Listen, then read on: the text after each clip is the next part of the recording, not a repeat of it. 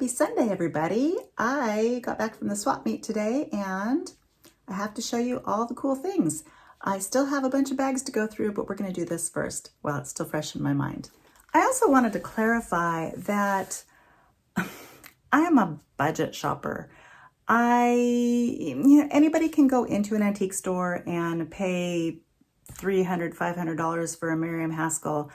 I'm looking for really quality things on a budget because to keep this hobby going, I need to be able to make a profit. So I'm looking for items that people no longer want. They don't know jewelry, they don't want to know jewelry, and so they're selling it very inexpensively.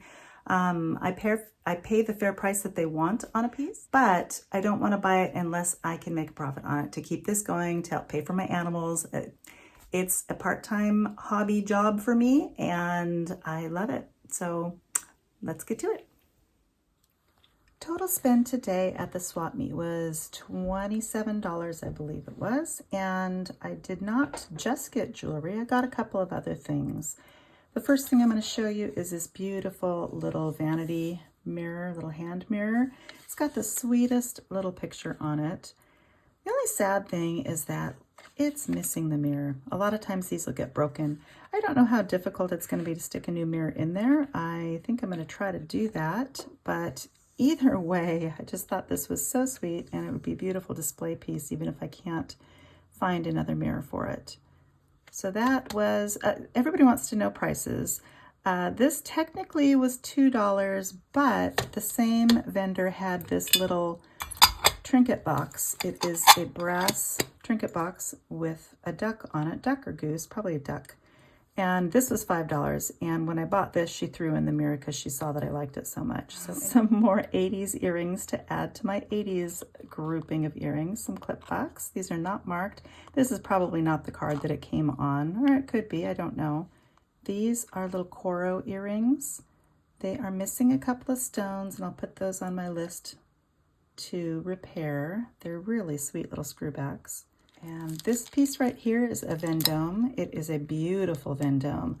I don't know if you know that Vendome is kind of a subsidiary of Coro. It went, I can't remember the full timeline. It was like Coro Craft, then Coro, then Vendome. Anyway, so Vendome is also a vintage brand. It's like the nicer, newer vintage brand of Coro. These beads right here are very reminiscent of like Miriam Haskell beads. They are not, of course, but probably from that same time period. There's a little bit of damage on these pearls, or I guess glass faux pearls, but it's a lovely, lovely necklace with Vendome on this little signature. I was going to tell you prices. So these little guys were $1, and when I fix them up, I will probably try to sell them between $12 and $15.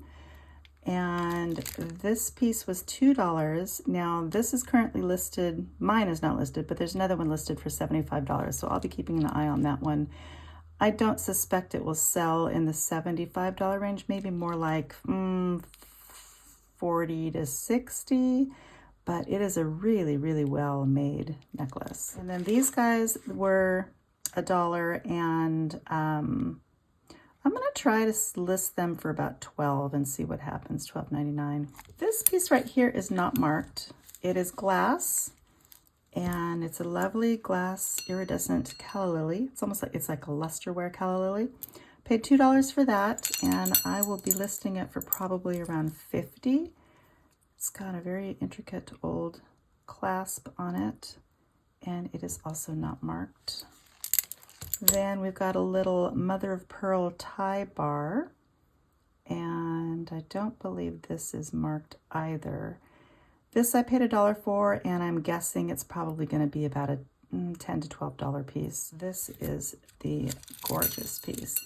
So this is an Austrian crystal necklace and bracelet set in beautiful condition. This bracelet looks brand new. It is signed Austria right on the clasp right here, and super sparkly, big old rhinestones. It's so pretty. Gosh. Then this one matches. It's got the same cup setting as these round rhinestones in there. It's also marked Austria, another beautiful piece. So I paid $5 for this set, and which is an awesome, awesome deal because of how large and how brilliant it is.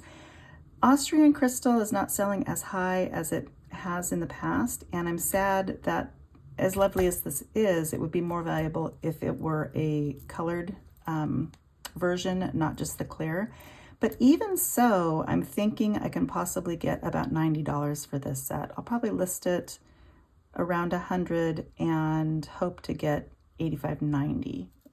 It's me again, popping in to let you know to remember that something is only worth as much as somebody will pay for it. Trends come and go, prices go up and down like the stock market. Jewelry is kind of the same way. It's going to depend on how eager somebody is to sell something and what you're willing to pay. If I want to get rid of something, I may list it for a certain amount, but I may take a different amount. Same thing with what I have listed here. If you see something that you really, really like, let me know. Give me an email at slowhappyvintage@aol.com. And we'll see if we can work something out. This is a Czechoslovakian piece. Not a whole lot to say about it. It's gorgeous. It's got all of its pieces. There might be a little bit of wear on some of the pearls, but it doesn't look like it. It is not marked. Normally these pieces are marked on the clasp, and I do believe that this clasp has been replaced. This is a more modern clasp, and the metal doesn't match, and it's the type of clasp you can find at craft stores. So I am actually going to take that clasp off and put a more age-appropriate clasp on this piece. I mean, a lot of people go the opposite way. They take the old clasp off and put newer clasps on, but I like to try to keep things true to their age, and that clasp is not true to the age. So anyway, this I paid $1 for, and Czech necklaces are selling pretty well. I'm not sure what price I'm going to put on this one. It's probably going to be in the 30 to 50 range, but time will tell on that.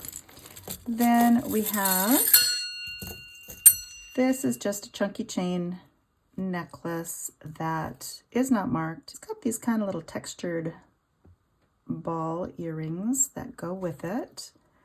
This, I paid $1 for the whole thing, and it is vintage. It's got a clasp. It's not marked.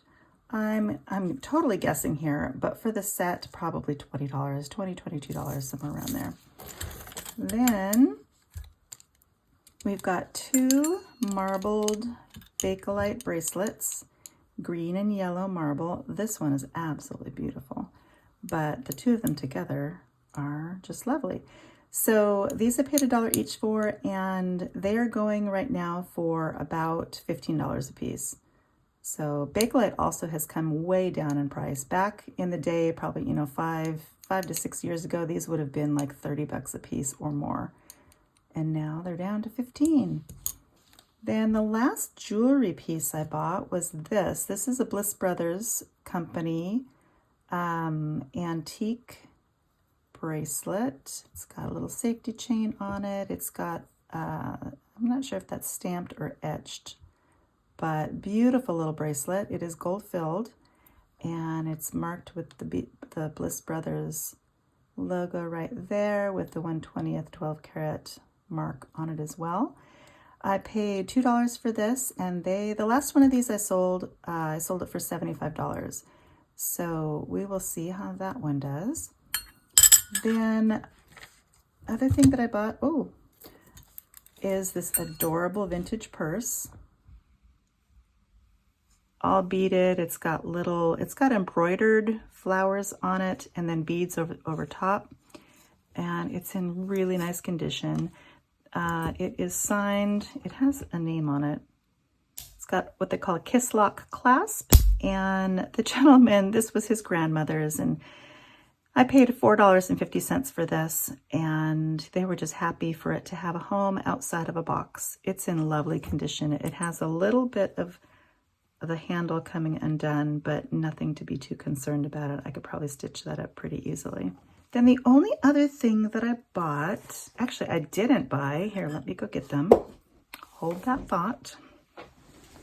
If you are a lover of all things beautiful and romantic, find this magazine. This is the old Victoria magazine. Victoria started in 1987 and had a very strong run until about 2003 when they stopped producing it. Then it came back later, but I'll tell you, the earlier editions, the early 90s, the late 80s, are not to be beat. Toshi Otsuki did a lot of the photography for that time period. His photography is beyond amazing. The editor of the old Victoria magazine is Nancy Lindemeyer. When she left, the magazine in my opinion, took a huge turn for the worse. So if you can find these older editions, they are absolutely beautiful. Who keeps 35, 40-year-old magazines? This person. I think I have all of them from the early years, and when I find them at thrift stores or antique stores, half the time people are just giving them away, and that was the case with this. There was a box of them, and I asked the gentleman how much for the magazines, and he said, oh, you can just have them, and so I jumped at having them. I will probably be selling my duplicates because how many magazines can you keep? But to this day, when I want to look at something beautiful, I still get these magazines out. That is it for today. Thanks so much for watching. Please give this video a thumbs up and leave me a comment. Which piece did you like the best? All right, I hope you're having a great Sunday, and I'll see you in the next one.